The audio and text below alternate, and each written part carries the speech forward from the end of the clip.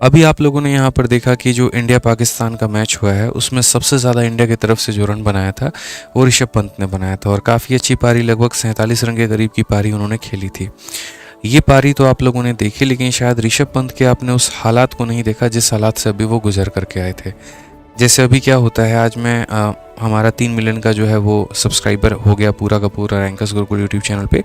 तो उसी के आधार पर हम लोगों ने जो है वो शरबत पिलाया आज पूरे मुखर्जी नगर में लोगों को। तो उसी में एक बच्चा आया मेरे पास में और आकर के उसने मुझसे ये कहा कि सर, मैं है ना 3 साल से मेंस का पेपर दे रहा हूँ सर, और मेरा है ना मतलब अब इतना मोटिवेशन डाउन हो गया है कि मेरा पेपर देने का मन नहीं कर रहा सर। मुझे सिलेक्शन तो चाहिए लेकिन अंदर से आवाज़ नहीं आती है पढ़ने के लिए।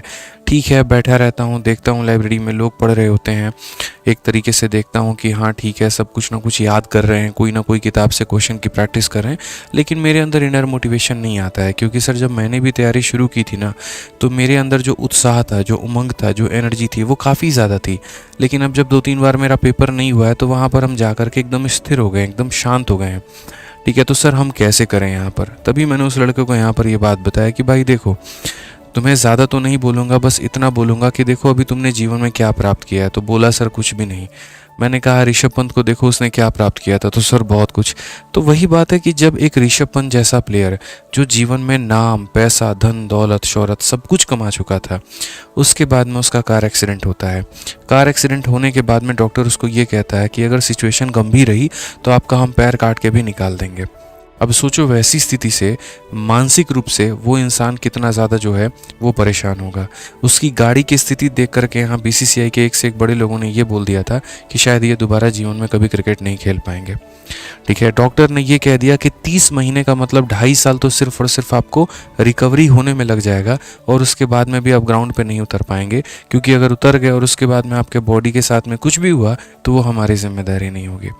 उस अकेले लड़के ने, देखो कितना जिद्दी और कितना स्टबॉर्न लड़का है, ठीक है, कि उस अकेले लड़के ने मेरे भाई यहाँ पर सिंपल अपनी मेहनत के दम पर 30 महीने में जो रिकवरी होनी थी उसको वो 14 महीने में अपने आप को रिकवर करके लेकर आया। जिम में लगातार 6 घंटे, 7 घंटे, 8 घंटे तक प्रैक्टिस की। जो हड्डियां, जो पार्ट बॉडी का जाम हो रखा था उसको लगातार मेहनत कर कर के लेकर आए। और बाकी लोग जो 2.5 साल से एकदम फिट एंड फाइन थे, वो मेरे भाई कोई 2 रन पे आउट हो रहा है, कोई 4 रन पे आउट हो रहा है। और ये लड़का जो इतनी बुरी तरीके से एक्सीडेंट होने के बाद में मेरे भाई रिकवर करने के बाद में आके इंडिया की तरफ से सबसे ज़्यादा रन बनाते हैं पाकिस्तान के मैच में। 1% भी आपको देख करके उस इंसान को ये नहीं लगेगा कि कहीं दूर पर इसका एक्सीडेंट भी हुआ था। क्या जरूरत थी ऋषभ पंत को इतनी मेहनत करने की? अच्छा खासा दिल्ली में उनकी प्रॉपर्टी है, अच्छा खासा उन्होंने रियल एस्टेट में इन्वेस्ट कर रखा है, आईपीएल से बढ़िया पैसा मिल ही जाता है, थोड़ी बहुत फ्रेंचाइजी से ऐड से मिल ही जाता है। क्या ज़रूरत है क्रिकेट खेलने की?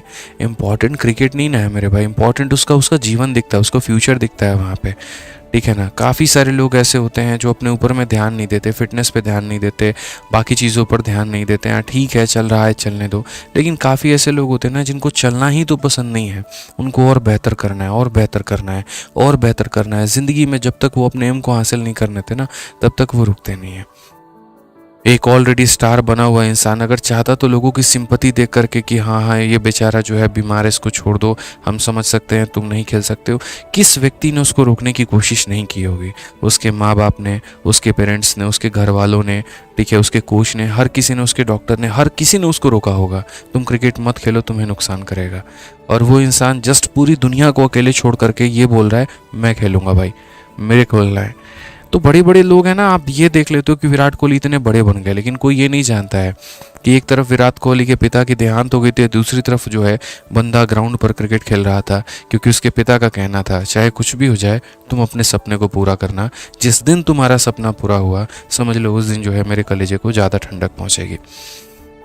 आप अपने सपने थोड़ी पूरे कर रहे होते हैं, आप असल में मेरे भाई यहाँ पर जो आपके सपने होते हैं ना, वो कई गुना ज़्यादा आपसे आपके माँ बाप के होते हैं, कई गुना ज़्यादा होते हैं। आप जितना अपने आप को स्टारडम फील करोगे ना, वर्दी के मतलब पहन के, शीशे के आगे चश्मा पहन कर, उनसे कई गुना ज़्यादा उनको प्राउड फील होगा यार, कि अब शान से बोलते हैं हाँ चलो ऐसे सीना चौड़ा करके हमारा लड़का है।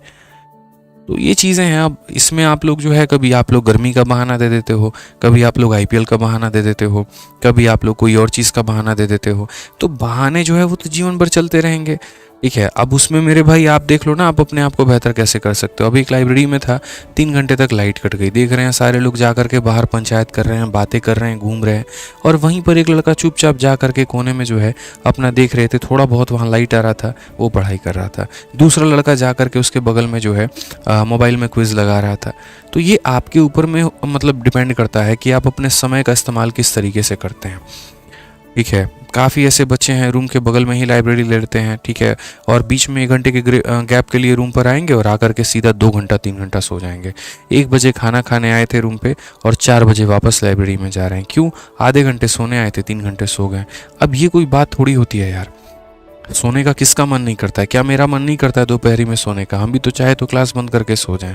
इतने बैच पढ़ा दिए, एक बैच से क्या ही हो जाएगा? अगर ये मानसिकता मैं रखूं तो क्या मैं जीवन में कभी आगे बढ़ पाऊंगा? आज मेरे ऊपर में लाखों बच्चों की जिम्मेदारियां हैं, क्या वो कभी पूरा हो सकता है? तो सपने को जब तक आप अपने मुकाम को हासिल नहीं कर लेते हैं तब तक आप अपने आप को मत रोकिए। जो भी बाधाएं आती हैं, यकीन मानिए वो बाधा इसीलिए आ रही है क्योंकि आपके अंदर में दम है।